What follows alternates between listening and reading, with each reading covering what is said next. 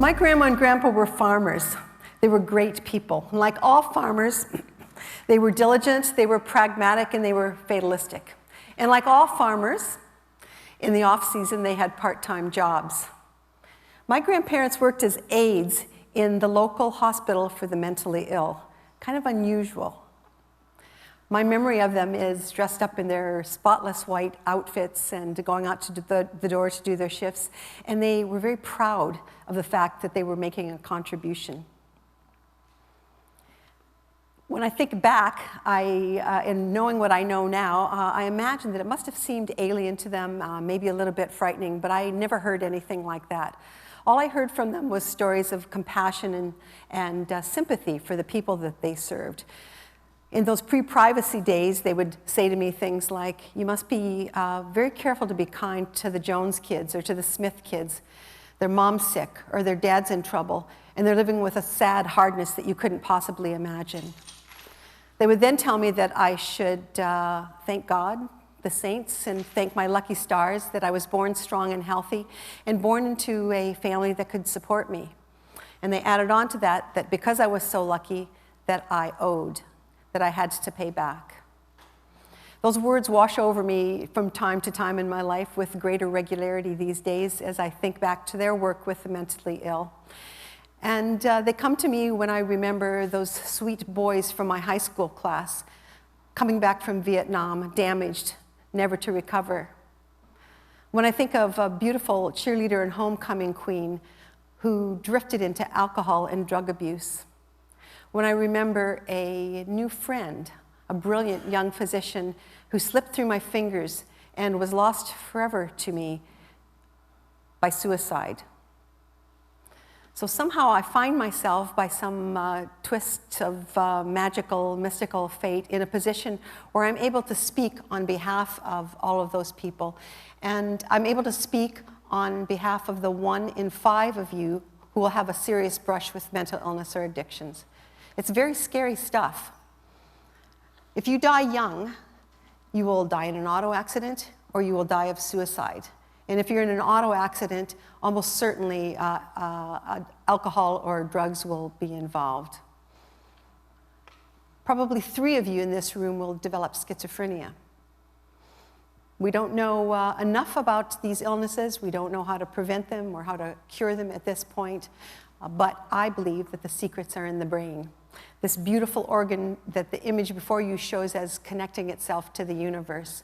It's exquisitely elegant, and of course it has been the inspiration and the source of the passion of my personal career over 25 years. The brain is full of electricity, and when I think of all of the electricity in this room, it feels wonderful and kind of tingly. And amongst you, in this small group of people, there are 30 trillion neurons, the source of electricity. They actually generate electricity in your brain. There are 150 quadrillion synapses, or connections between the neurons. All of that electricity, again, it's hard to imagine how anybody couldn't be excited by all of the possibilities. It actually works. Most of the time, the electricity in your brain flows in a certain specific way that is useful and helps you think, act, feel in a normal way, but it doesn't always. Sometimes it doesn't work at all, and sometimes it works imperfectly.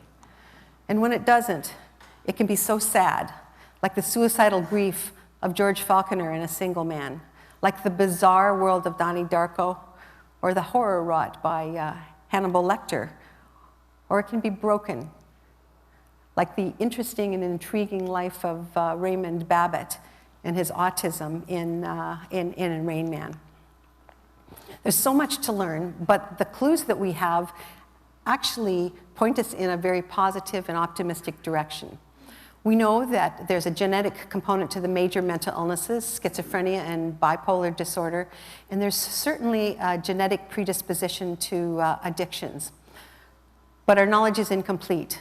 You can have the genes and not have the illness, or you can have different symptoms with the same gene. It used to be fashionable to talk about chemical imbalance as the source of mental illness. And while it's true that chemicals are the final common pathways to the development of the electricity of the brain, that's way too narrow of a paradigm, and it closes our mind to the possibilities of neuroplasticity, or the ability of the brain to change itself. We used to think that the brain was immutable in adults, but we now know that it actually changes. Connections are formed and unformed. The brain can be rewired as the result of external stimuli, structural injuries to the brain, and emotional trauma. And more excitingly, it actually changes as a result of treatments, talking therapy, medications, or electroshock therapy even. Those connections are very fragile, but many believe that they hold the clues to the future in mental illness, in prevention and in mitigation of symptoms. Why do we need to forge forward on this? Well, because it's such a pervasive and a horrifying problem in the world. A friend of mine, a longtime friend of mine, a psychiatrist, reminded me that mental illness doesn't simply ruin individual lives. It damages societies, and it actually brings down governments and ruins countries. There's no degree of separation between you and one of the 500 million people in the world who suffer from mental illness and addiction. Their suffering is made even greater by the fact that they've endured discrimination and prejudice. They have amazing barriers to crash, and it takes a lot of courage to do that. Who cares? I care. I'm going to ask you to care. I hope you care. Please care. On behalf of Richard, Ashley, Dexter, and Kim, they're 4 people who have fought their way back from the depths of psychosis, depression, and substance abuse, and are now back in their lives. Take a look at them. Take a look around you. I think you know them. They're you. They're people that you know. Where do we go from here? I'm going to ask you not to turn away. It's not just about brain science, it's also about city building, and it's about making structures that break down the barriers between people who are seemingly sane and who have mental illness. My other son challenged me when we were talking about this to not be old-fashioned and unimaginative about my approach to this, that I should remember that there's not a bubble of saneness where there are non-crazies, and outside of the bubble, the other. This bubble is permeable, and we need to bring poetry, in his words, to the structures and the activities that we undertake to improve the lives of people with mental illness.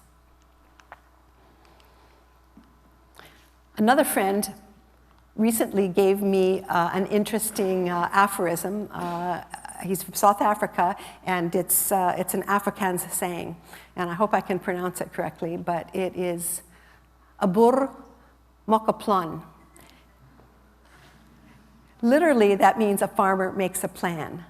Figuratively, idiomatically, it means that when you see a problem, you roll up your sleeves, you go at it, and you try to solve the problem.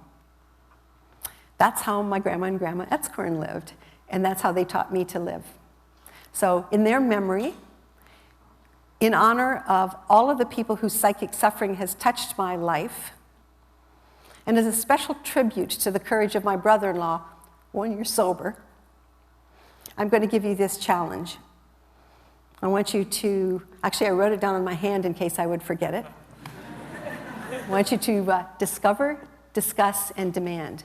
I want you to learn more about mental illness and the issues that people face who suffer from mental illness. I want you to discuss it. Talk about it to everybody and listen to people who have lived experience with mental illness.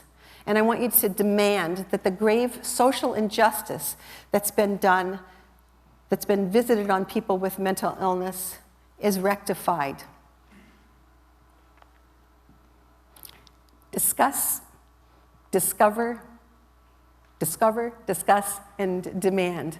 What an opportunity there is for all of the electricity in this room to make a difference. Thank you.